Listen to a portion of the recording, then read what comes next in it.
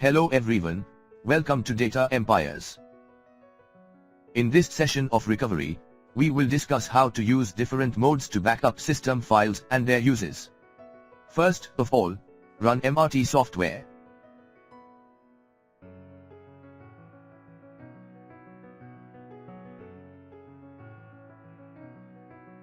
Here select ATA0 channel and click on the power button. The hard disk is busy. We try to auto-detect it first. Guys, the sys files information is loaded here.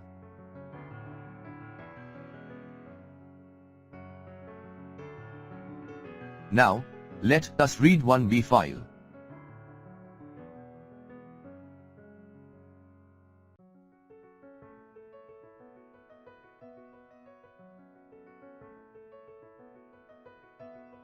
Recently the sys file is being read in ATA mode.